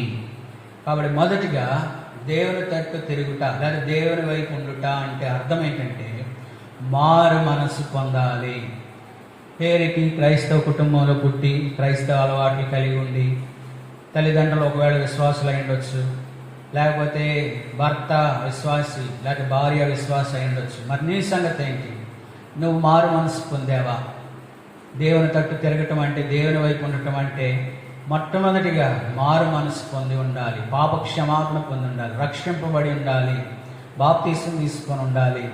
ఇవేమీ లేకుండా సమయం ఉంది ఇంకా మారు మనసు పొందటానికి, పాప క్షమాపణ పొందటానికి, బాప్తీసం తీసుకోవడానికి. ఇంత సమయం ఉండి కూడా ఇంకా నువ్వు ఆలస్యం చేస్తున్నావంటే నీ హృదయంలో ఇంకా లోకమే ఉంది, దేవుని వైపు లేదు నీ హృదయం. దేవుని తట్టు ఇంకా తిరగలేదు. ఇంకా కొన్ని లోక ఆచారాలు, లోక పద్ధతులు, లోక ఆశలు, లోక క్రియలు, దేవునికి ఇష్టం లేని వ్యర్థమైన వాటి మీదే నీ మనసు ఉంది. కానీ మారు మనసు పొందలేదని అర్థం. మారు మనసు ఎందుకు పొందాలి, దేవుని తట్టు ఎందుకు తిరగాలంటే అది దేవుని కోరిక. పేతురు ఆ మాట రాశాడు. చదువుదాం. 2వ పేతురు పత్రిక 3వ అధ్యాయము 9వ వచనం. 2వ పేతురు 3వ అధ్యాయము 9వ వచనం. కొందరు ఆలస్యమని ఎంచుకున్నట్లు ప్రభువు తన వాగ్దానమును గూర్చి ఆలస్యము చేయువాడు కాడు గాని ఎవడునో నశింపవలనని ఇచ్చేయింపక అందరూ మారు మనసు పొందవలనని కోరుచు మీ ఎడల దీర్ఘశాంతము గలవాడై ఉన్నాడు. ఆయన అనుకోని ఒకవేళ ఎందుకులే అనుకుంటే వేరే సంగతి, కానీ ఆయన ఏమి చేయించాడు? ఏంటి ఆయన కోరిక? దేవుని కోరిక ఏంటంటే ఎవడు కూడా నశించటానికి దేవునికి ఇష్టం లేదు, అందరూ మారు మనసు పొందాలని. అందుకని ఈ మాట, ఎవడును నశింపవలనని ఇచ్చేయింపక అందరూ మారు మనసు పొందవలనని కోరుచు మీ ఎడల దీర్ఘశాంతం. ఇంకా ఈ మాటలు వింటున్న నీ ఎడల దేవుడు ఇంకా దీర్ఘశాంతం కలిగి ఉన్నాడు. నీ మీదకి ఇంకా అపాయం రాలేదు, కీడు రాలేదు, మరణం రాలేదు. ఈ కరోనా కాలంలో ఎంతోమంది చనిపోయారు. మారు మనసు పొందినా పొందకపోయినా చాలామంది చనిపోయారు. ఒకవేళ మారు మనసు పొందకుండా చనిపోతే వెళ్ళేది నిత్య నరకానికే. అయితే దేవుని కోరిక ఏంటంటే నువ్వు గనక అలాగ చనిపోవటం దేవునికి ఇష్టం లేదు. కాబట్టి ఇంకా ఇది నాన్న నిన్ను హెచ్చరిక చేస్తూ నువ్వు మారు మనసు పొందాలని నీ ఎడల ఇంకా దీర్ఘశాంతం వహిస్తూ, దేవుని కోరిక ఏంటంటే నువ్వు నశించిపోవటం దేవునికి ఇష్టం లేదు, నువ్వు రక్షించబడాలని, మారు మనసు పొందాలని, పరలోక రాజ్యంలో ఆ నిత్య రాజ్యంలో ఉండాలని ప్రభు కోరుతూ ఇది నా ఈ మాటలని ముందుకు తీసుకొని వస్తున్నాడు. ఒకప్పుడైతే అపోస్తల కార్యములు 17:30 మనం ఎరుగుదాం. ఆ అజ్ఞాన కాలం అందు దేవుడు చూచి చూడనట్లుగా ఉన్నాడు. ఇప్పుడైతే అందరూ అంతటా మారు మనసు పొందాలని మనుషులందరికీ ఆజ్ఞాపిస్తున్నాడు. దేవుని కోరిక ఏంటంటే నువ్వు నశించిపోవటం ఇష్టం లేదు. దేవుని కోరిక ఏంటంటే నువ్వు మారు మనసు పొందాలి. ఒకప్పుడైతే అజ్ఞాన కాలంలో ఏదోలే చూసి చూడనట్లుగా ఉన్నాడు, కానీ ఇప్పుడైతే అందరూ అంతటా మారు మనసు పొందాలని ప్రభువు కోరుతున్నాడు.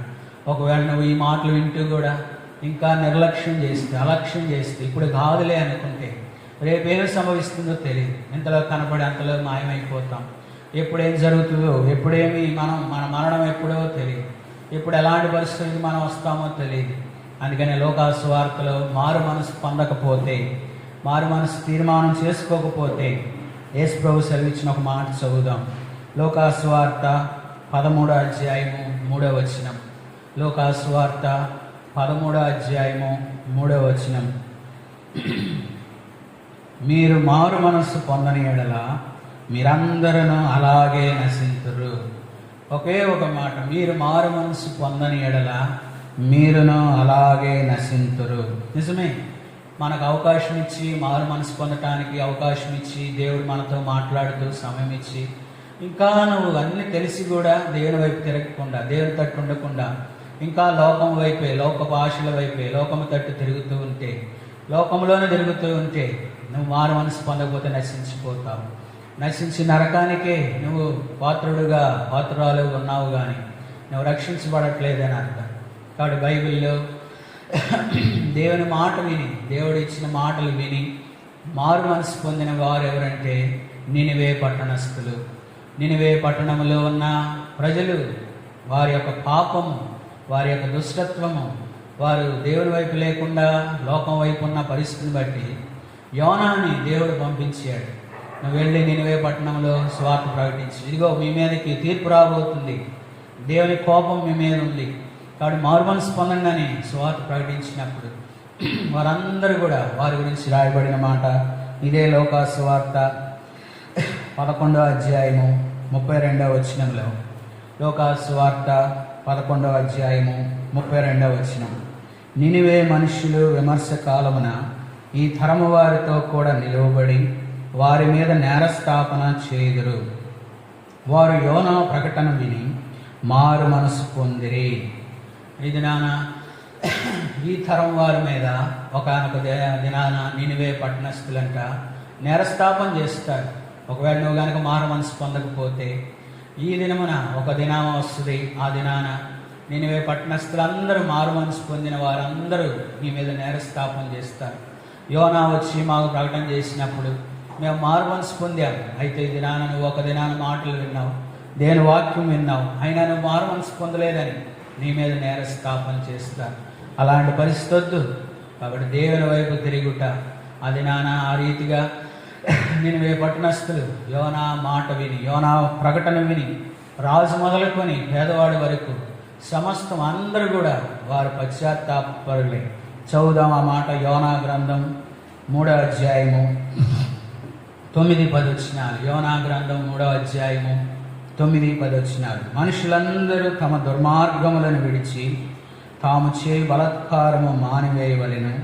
మనుషులేమి పశువులేమి సమస్తమును గోనెపట్ట కట్టుకొనవలెను. జనులు మనఃపూర్వకముగా దేవుని వేడుకొనవలెనను అని దూతలు నినివే పట్టణములో చాటించి ప్రకటన చేసిరి. ఈ నినివే వారు తమ చెడు నడతలను మానుకొనగా వారు చేయుచున్న క్రియలను చూచి దేవుడు చూచి పశ్చాత్తప్తుడై వారికి చేదునని తాను మాట ఇచ్చిన కీడు చేయక మానెను. కాబట్టి దేవుడు కూడా పశ్చాత్తప్తుడయ్యాడు. ఎప్పుడంటే నినివే పట్టణస్థులందరూ కూడా రాజు మొదలుకొని పేదవాడి వరకు పశువులు జంతువులు అన్నీ కూడా గోనెపట్ట కట్టుకొని మనుషులందరూ కూడా తమ దుర్మార్గాన్ని విడిచిపెట్టి, మనుషులందరూ కూడా తమ చెడు నడతలను విడిచిపెట్టినప్పుడు దేవుడు వారి మీదకి తీసుకొస్తానన్న కీడు చేయక ఆయన వేశాడు. కాబట్టి ఉదయ కాలంలో దేవుడు నీతో మాట్లాడుతున్నప్పుడే దేవుని వైపు తిరుగుట అంటే మారు మనసు పొందుట. కాబట్టి మా నినివే పట్టణస్థులు ఏ రీతిగా మారు మనసు పొందుతూ వచ్చారు, ఈ దినాన దేవుడు నీకు కూడా అవకాశం ఇస్తున్నాడు. ఆ దినాన మీ మీదకి ఉగ్రత రాబోతుందని యోనా ప్రకటన చేశాడు. ఈ దినాన దేవుడు నీతో మాట్లాడుతూ, ఇదిగో నీ మీదకి ఉగ్రత రాబోతుంది, నువ్వు చనిపోతే, పాపంలోనే చనిపోతే, మారు మనసు పొందకుండా చనిపోతే నువ్వు కూడా నిత్య నరకానికి వెళుతావని ప్రకటిస్తున్నా, ఇంకా నువ్వు మారు మనసు పొందకపోతే నీ యొక్క నష్టానికి, నీ నాశనానికి నువ్వే బాధ్యుడు. కాబట్టి మొదటిగా దేవుని వైపు తిరుగుట అంటే, దేవునిని ప్రేమించుట అంటే మారు మనస్సు పొందుట. రెండవ వాక్యం చదువుదాం, రెండవ మాట చదువుదాం. పాత నిబంధనలో జకర్యా గ్రంథం 1వ అధ్యాయం, జకర్యా గ్రంథం 1వ అధ్యాయం 3వ వచనం 4వ వచనం చదువుకుందాం. జకర్యా గ్రంథం 1వ అధ్యాయం 3వ వచనం 4వ వచనం. కాబట్టి నీవు వారితో ఇట్లనము, సైన్యములకు అధిపతి యెహోవా సెలవిచ్చినదేమనగా, మీరు నా తట్టు తిరిగిన ఎడల నేను మీ తట్టు తిరుగుదనని సైన్యములకు అధిపతి యెహోవా సెలవిచ్చుచున్నాడు. ఇదే సైన్యములకు అధిపతి యెహోవా వాక్కు. మీరు మీ పితరుల వంటి వారై ఉండవద్దు. పూర్వీకులైన ప్రవక్తలు సైన్యములకు అధిపతి యెహోవా సెలవిచ్చినదేమనగా, మీ దుర్మార్గతను మీ దుష్క్రియలను మాని తిరుగుడని వారికి ప్రకటించినను వారు వినకపోయిరి, నా మాట ఆలకించకపోయిరి. ఇదే యెహోవా వాక్కు. రెండవదిగా యెహోవా తట్టు తిరుగుట అనే అనుభవంలో రెండవ మాట ఏంటంటే, దేవుడే సైన్యములకు అధిపతి యెహోవానే సెలవిస్తున్నాడు, మీరు నా తట్టు తిరిగితే నేను మీ తట్టు తిరుగుతాను అంటూ 4వ వచనంలో ఉన్న రాయబడిన మాట. మీరు మీ దుర్మార్గతను మీ దుష్క్రియలను మాని తిరుగుడి. మొదటిదేమో మారు మనసు పొందాలి, రెండవది దుష్క్రియలు మాని. కాబట్టి రెండవదిగా దుష్క్రియలు మానాలి. ఈ దినాల్లో పేరుకి దేవుని బిడ్డలంగా ఉంటున్నాం, క్రైస్తవులుగా విశ్వాసులంగా మనం జీవిస్తున్న మనలో ఏవైనా దుష్క్రియలు ఉంటే అవి మానివేయాలి. ఇది నాన్న దుష్క్రియలు మానితేనే దేవుని తట్టు తిరిగినట్లు అర్థం. నువ్వు దేవుని తట్టు ఉన్నాను అనుకుంటూ కూడా లోకములో ఉన్న దుష్క్రియలు, దుర్మార్గ క్రియలు, దేవునికి ఇష్టం లేని క్రియలు చేస్తున్నావంటే నువ్వు ఇంకా లోకములోనే ఉన్నావు, దేవుని వైపు లేవు. అందుకని నువ్వు గనక దుష్క్రియలు మానకపోతే నువ్వు చేసే దుర్మార్గ క్రియలు నీకే తెలుసు, నీ హృదయానికి తెలుసు ఏది మంచి క్రియ ఏది దుష్క్రియ. అందుకని దుష్క్రియలు చేయ వారి మీదకి దేవుని కోపం ఉగ్రత ఉందని ఇర్మియా రాస్తున్నాడు. ఆ మాట చదువుదాం. ఇర్మియా గ్రంథం 21వ అధ్యాయము 12వ వచనం. ఇర్మియా గ్రంథం 21వ అధ్యాయము 12వ వచనం చదువుదాం. ఇర్మియా 21:12. దావీదు వంశస్థులారా, యెహోవా ఇలాగు సెలవిచ్చుచున్నాడు, అనుదినము న్యాయముగా తీర్పు తీర్చుడి, దోచుకొనబడిన వారిని బాధపెట్టు వాని చేతిలో నుండి విడిపించుడి. అలాగు చేయని ఎడల మీ దుష్టక్రియలను బట్టి నా క్రోధము అగ్ని వలె బయలువెడలి ఎవడనూ ఆర్పలేకుండా మిమ్మును దహించును. ఇక్కడ ఇర్మియా రాసిన మాట దావీదు వంశస్థుల గురించి. మీరు ప్రతిరోజు కూడా అనుదినము న్యాయంగా తీర్పు తీర్చాలి. ఈ దినాల్లో మనం ఆ రీతిగా చేయలేకపోతున్నాం, అదే దుష్క్రియ. రెండవది, దోచుకొనబడిన వానిని బాధపెట్టు వాని చేతిలో నుండి విడిపించాలి. ఇవన్నీ చేస్తేనే, మీరు అలాగ చేయకపోతే మీ దుష్క్రియలను బట్టి నా క్రోధము, నా ఉగ్రత, నా కోపము మీ మీదకి వచ్చి ఏం చేస్తుంది అంటున్నాడంటే అగ్ని వలె దహించి వేస్తుంది, కాల్చి వేస్తుంది. ఉదాహరణగా మనం చూస్తే ఆదికాండములో సొదొమ గొమొరా పట్టణాలు ఉన్నాయి. ఆ సొదొమ గొమొరా పట్టణాల గురించి ఆదికాండం 13వ అధ్యాయం 13వ వచనంలో, లోతుకేమో అది ఏదైనా తోట వలె కనబడింది, కానీ దేవుని దృష్టిలో సొదొమ మనుషులందరూ దుష్టులు, దుర్మార్గులు. అలాంటి వారు చేసే పనులన్నీ దుష్టక్రియలే. అది ఆదికాండం 19వ అధ్యాయంలో మనం చూస్తే దేవుని యొద్ద నుండి దేవదూతలు వస్తే వారిని పాడు చేయటానికి ఆ సొదొమ గొమొరా పట్టణస్థులందరూ లోతు ఇంటిని చుట్టుముట్టి, నీ దగ్గరికి వచ్చిన వారిని బయటకు తీసుకురా, వారిని మేము కూడాలి, వారిని మేము చెరపాలి, వారిని కూడతామని ఎంత దుర్మార్గ పనులు, దుష్క్రియలు చేస్తూ వచ్చారో.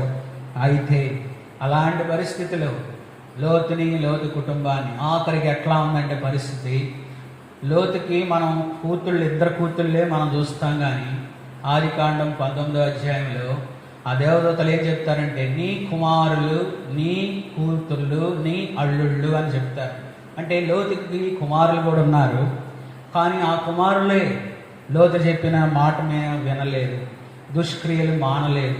ఆఖరికి లోతు తన అల్లుళ్ళ దృష్టికి కూడా ఎగతాళి చేయబడిన వాడిగా ఉన్నాడు. దుష్క్రియలు మానండి, దేవుడు ఈ పట్టణం మీదకి అగ్నిగంధకాలు కురిపించబోతున్నాడు, మనం ఇక్కడి నుండి బయటకు వెళ్ళిపోదాం రండి అంటే ఆ దుష్క్రియలు చేయటం మానలేక లోతు కుమారులు అక్కడే ఉండిపోయారు, లోతుకి కాబోయే అల్లుళ్ళు అక్కడే ఉండిపోయారు. లోతు కుమార్తెలు, లోతు భార్య బయటకు వచ్చారు. అయితే విచారకరం ఏంటంటే లోతు భార్య బయటకు వచ్చింది, కానీ మళ్ళీ వెనక్కి తిరిగి చూసి ఆ దుష్క్రియలు మానలేక ఆ సొదొమ గొమొరాని విడిచిపెట్టలేక అలాగ ఉపస్తంభం అయిపోయింది. సొదొమ గొమొరాలో ఉన్న ప్రజలందరూ అగ్నికి ఆహుతి అయిపోయారు, లోతు కుమారులు అల్లుళ్ళతో సహా. వారందరూ కూడా కారణం ఏంటంటే దేవుని దృష్టికి వారు దుష్టక్రియలు చేసిన వారు ఉన్నారు. వారు దుర్మార్గులుగా జీవిస్తూ వచ్చారు. కాబట్టి అగ్ని దేవుని వద్ద నుండి బయలు వచ్చి ఆర్పలేదు, మనం దహించే పరిస్థితి మనం తెచ్చుకోకముందే మనము మన యొక్క దుష్క్రియలు మానేద్దాం. అందుకనే ప్రసంగి గ్రంథంలో 8వ అధ్యాయం 11వ వచనంలో వెంటనే మనకు శిక్ష రావట్లేదు కాబట్టి మనం ఎలాగున్నామంటే ఇంకా ఆ దుష్క్రియలు చేసే వారి ఉంటున్నాం. చదువుదాం ప్రసంగి గ్రంథం 8వ అధ్యాయం 11వ వచనం. దుష్క్రియకు తగిన శిక్ష శీఘ్రముగా కలగకపోవట చూచి మనుష్యులు భయము విడిచి హృదయపూర్వకముగా దుష్క్రియలు చేయుదురు.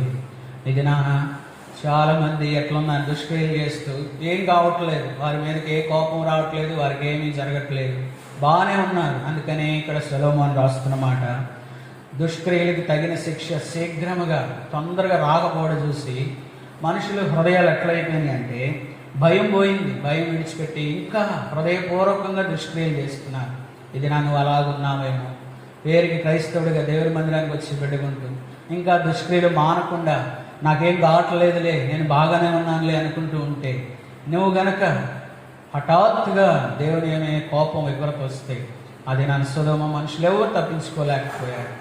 అంతేకాదు నోవాహు కాలంలో కూడా జలప్రళయం వస్తుందని నోవాహు ప్రకటించాడు.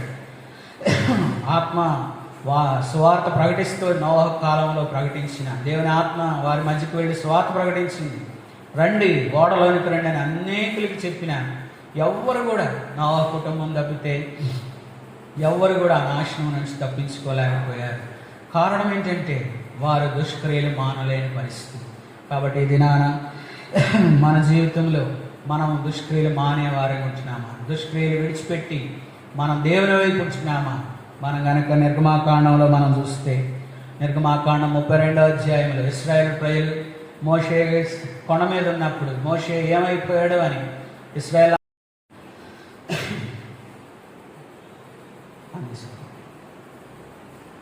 ఆ దినాన మోషే కిందకు వచ్చిన తర్వాత అందరూ ఆ దూడ దగ్గర తిని త్రాగి వారు నాట్యమాడుతూ ఉన్నప్పుడు మోషే పలికిన మాట, ఎవరైతే దేవుని వైపు ఉంటారో వారందరూ పక్కకు తొలగండి అంటే లేవి గోత్రికులు మాత్రమే వారు దేవుని వైపు ఉన్నారు. మిగతా వాళ్ళందరూ అలాగ పాపంలో జీవిస్తూ వచ్చి ఎంత గొప్ప నష్టము వారు అనుభవిస్తూ వచ్చారు.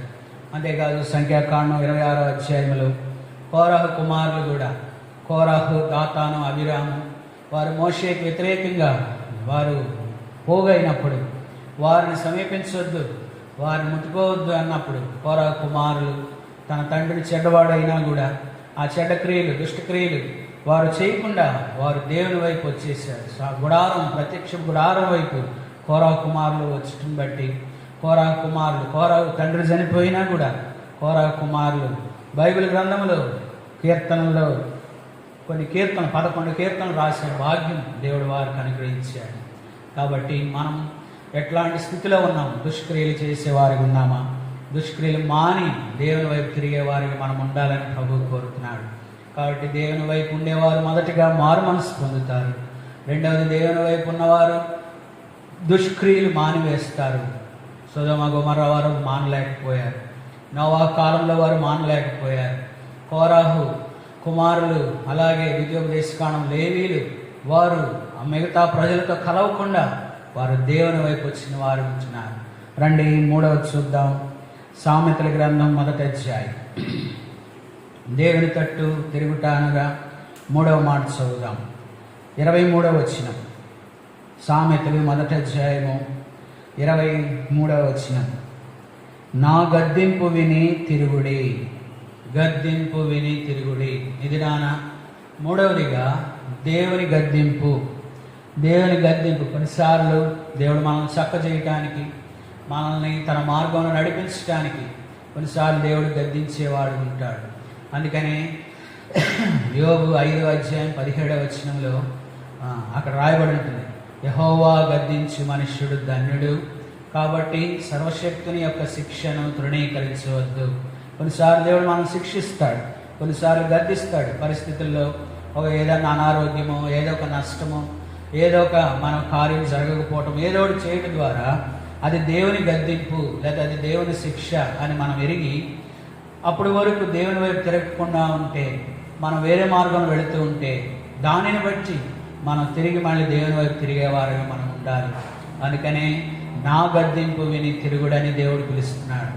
ఎవరు గద్దించినప్పుడు లోబడతారు, ఎవరు గద్దించినప్పుడు లోబడరంటే సామెతల్లోనే 13వ అధ్యాయం 1వ వచనములో, సామెతలు 13వ అధ్యాయము 1వ వచనములో, తండ్రి శిక్షించిన కుమారుడు జ్ఞానం గలవాడగును, అపహాసకుడు గద్దింపునకు లోబడడు.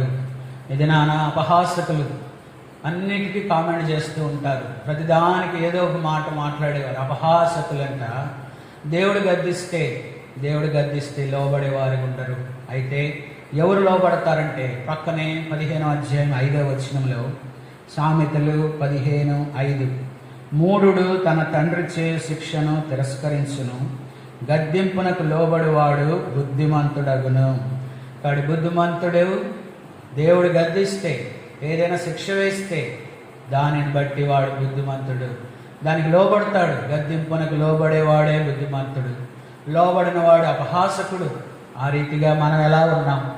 దేవుడు మన జీవిత యాత్రలో కొన్నిసార్లు అనుమతిస్తాడు గద్దింపు, శిక్ష మన మీదకి వచ్చినప్పుడు మనం యెహోవా తట్టు తిరిగేవారుగా ఉండాలి, దేవుని వైపు మనం తిరిగేవారుగా మనం ఉండాలి. బైబిల్ గ్రంథంలో తనకు వచ్చిన పరిస్థితిని బట్టి దేవుని వైపు తిరిగిన వ్యక్తి ఎవరంటే హిజ్కియా. రాజైన హిజ్కియా 2వ రాజులు 20వ అధ్యాయము 2వ వచనం 3వ వచనంలో భయంకరమైన రోగం వచ్చింది, మరణకరమైన రోగం వచ్చింది. ఆ సమయంలో హిజ్కియా గురించి మనం ఏం చదువుతామంటే, హిజ్కియా తన ముఖము గోడ తట్టు త్రిప్పుకొని అనే మాట చదువుతాం. అంటే గోడ తట్టు త్రిప్పుకొని అనే మాటలో తన హృదయము దేవుని తట్టు త్రిప్పుకున్నాడు, దేవుని వైపు ఉన్నాడు. ఇక లోకంలో ఏది వద్దు, డాక్టర్లు వద్దు, లేకపోతే ఇక వైద్యం కాదు, ఇంకోటి కాదు, ఇంకోటి. భయంకరమైన చనిపోయే రోగం వచ్చినప్పుడు వెంటనే దేవుని తట్టు తిరుగుడు ద్వారా దేవుడు తనను స్వస్థపరిచాడు, దేవుడు తనను బాగు చేశాడు. మళ్ళీ నువ్వు దేవుని మందిరానికి పోతావని సూచన ఇచ్చాడు. అలాంటి దేవుడు మన దేవుడు. కాబట్టి యెహోవా గద్దించి మనుష్యుడు ధన్యుడు. కాబట్టి సర్వశక్తిని యొక్క శిక్షను తృణీకుని కొన్నిసార్లు మనం ఏదో అనారోగ్యం రావచ్చు, నష్టం జరగవచ్చు. అలాంటి పరిస్థితుల్లో మనం యెహోవా వైపు ఉండాలి. బైబిల్లో గద్దింపుకు కూడా లోబడకుండా అలాగనే జీవితాన్ని కొనసాగించిన వ్యక్తి ఎవరంటే బిలాము. దేవుడు బిలాము ఎంత గొప్ప ప్రవక్త అంటే, తన మాట ఆశీర్వాదం అంటే ఆశీర్వాదం, శాపం అంటే శాపం, అంత తన మాటకి అంత గొప్ప శక్తిని ఇచ్చాడు దేవుడు. అయితే మోయాబురా బాలాకు ఇశ్రాయేల్ ప్రజలను శపించడానికి తనని రమ్మన్నప్పుడు దేవుడిని అడిగితే దేవుడు వద్దన్నాడు. దేవుని చిత్తం చెప్పాడు, దేవుడు స్పష్టంగా చెప్పాడు నువ్వు వెళ్ళొద్దంటే, మళ్ళీ ఇంకా నీకు ఘనత ఇస్తాను, బహుమానం ఇస్తానంటే మళ్ళీ దేవుని దగ్గరికి వచ్చి దేవుడిని మళ్ళీ అడుగు. ఒకే విషయం గురించి రెండవసారి కూడా దేవుడిని అడిగితే ఇక దేవుడు మాత్రం ఏం చేస్తాడు, సరే వెళ్ళిపో అన్నాడు. వెళ్ళమన్నాడు. కానీ సంఖ్యాకాండం మనం 22వ అధ్యాయం 22వ వచనంలో చూస్తే అతడు బయలుదేరగానే అక్కడ ఏమంటుందంటే యెహోవా కోపము రగులుకొనింది. నిజమే, కొన్నిసార్లు మనం దేవుడు వద్దన్న దానికి వెళుతూ ఉంటే, వద్దన్న పని చేస్తుంటే దేవుడు కూడా గద్దిస్తాడు, దేవుడు కూడా మన మీద కోపం చూపిస్తాడు.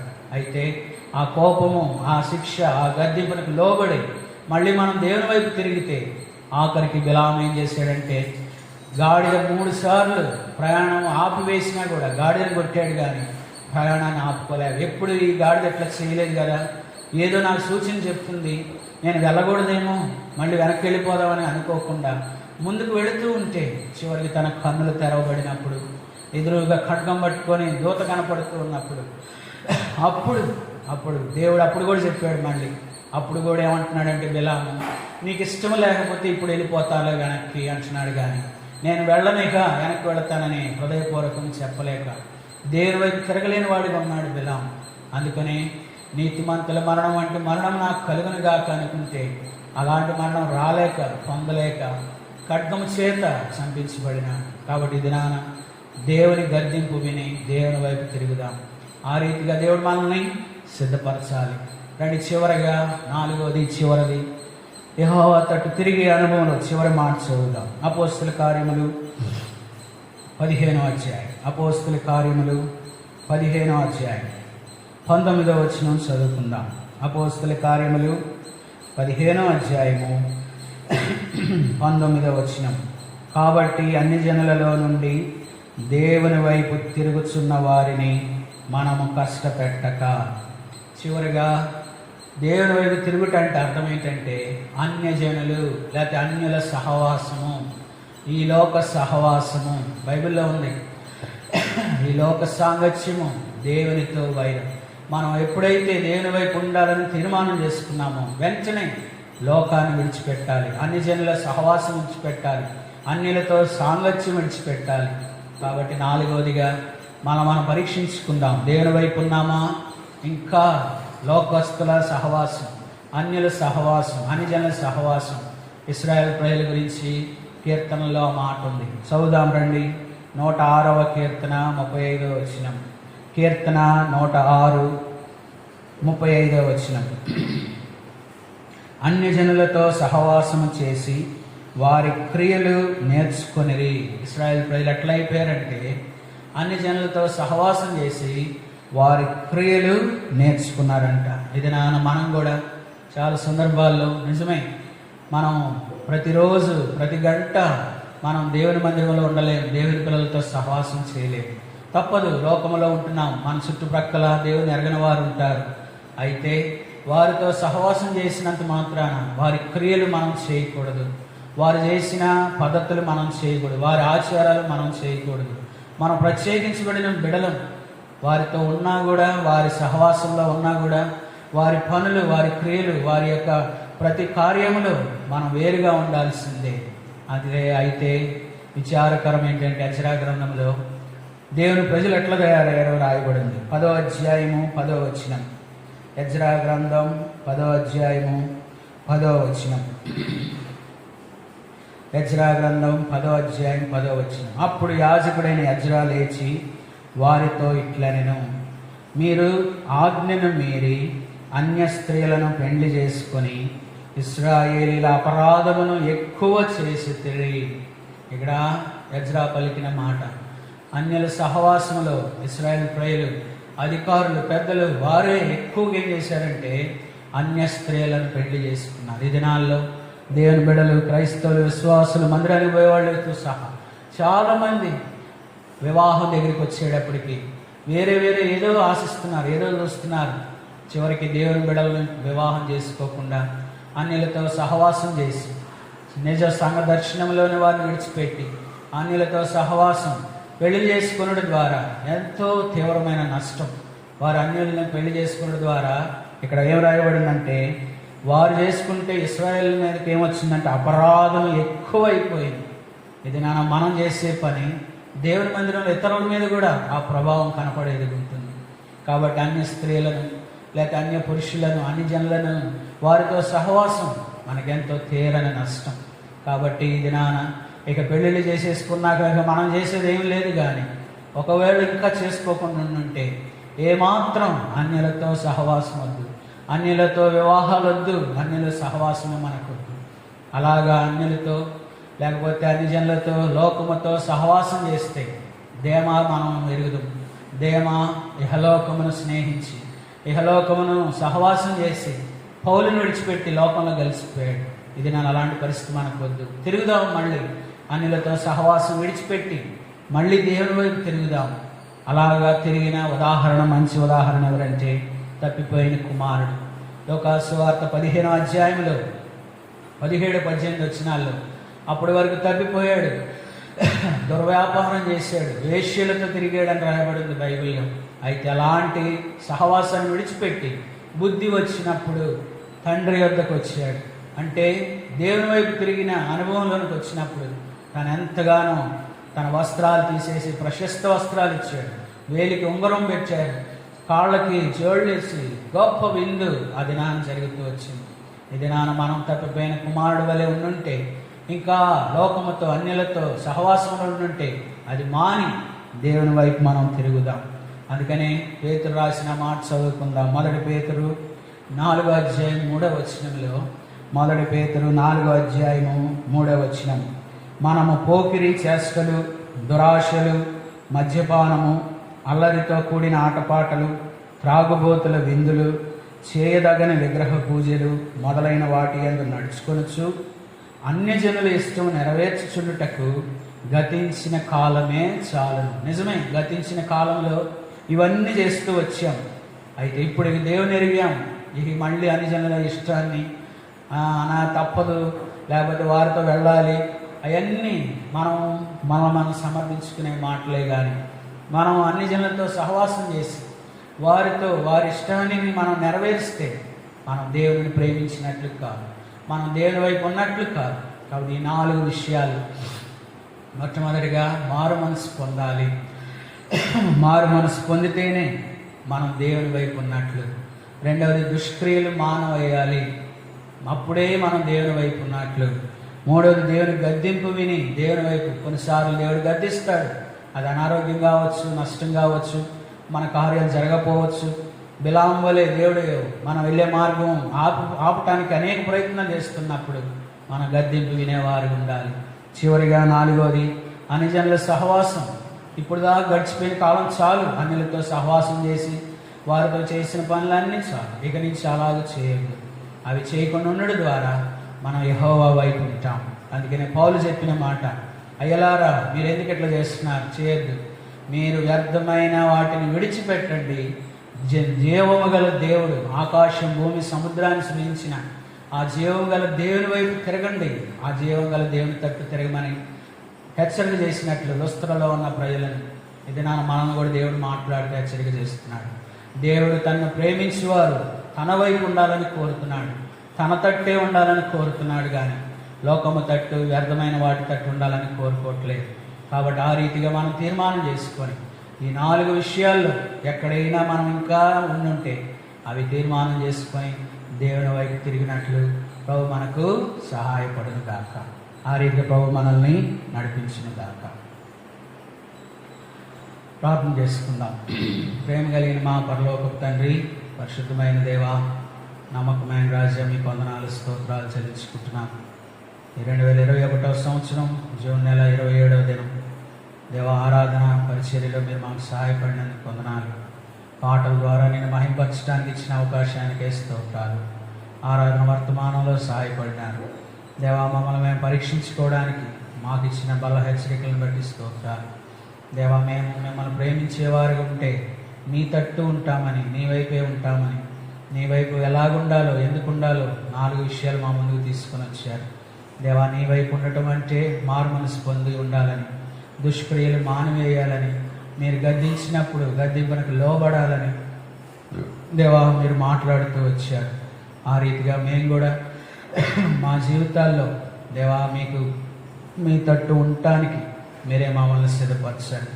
దేవా, మీ తట్టు ఉంటే, మీ వైపే ఉంటే మేము మిమ్మల్ని ప్రేమిస్తున్నామని దేవా అర్థం. ఆ రీతిగా మమ్మల్ని అందరినీ సిద్ధపరచమని మరొకసారి ఈ కరోనా పరిస్థితిని బట్టి రోగులుగా బలహీనంగా ఉన్నారు అనేకులు. దేవారందరిని కూడా మీరే ముట్టి స్వస్థపరచండి. నాగవరపాడు బెత్లెహేము ప్రార్థనా మందిరంలో, గన్నవరం బెరాకా ప్రార్థనా మందిరంలో ఎవరు అనారోగ్య పరిస్థితిలో ఉన్నారు వారిని ముట్టి స్వస్థపరిచి బాగు చేయండి. తిరిగి మళ్ళీ మేము మీ మందిరావరణంలో కలుసుకొని దేవా మిమ్మల్ని ఆరాధించడానికి, మీ శరీర రక్తమాసాలు పాల్గొనటానికి మీరే మాకు సహాయం చేయండి. వాక్యానికి నీరు గట్టి ముద్ర వేయవలసిందిగా ప్రార్థిస్తూ యేసుక్రీస్తు ద్వారా హెచ్చింపబడిన నామములో ప్రార్థించి వేడుకొనుచున్నాము తండ్రి, ఆమేన్. మన ప్రభు అయిన యేసుక్రీస్తు వారి యొక్క కృప, తండ్రి అయిన దేవుని ప్రేమ, పరిశుద్ధాత్మ యొక్క సహవాసం ఇప్పుడు ఎల్లప్పుడూ సదాకాలం మనందరికీ తోడైండును గాక. ఆమేన్. అందరికీ ప్రైజ్. 512 పెద్ద పాటల పుస్తకంలో 502.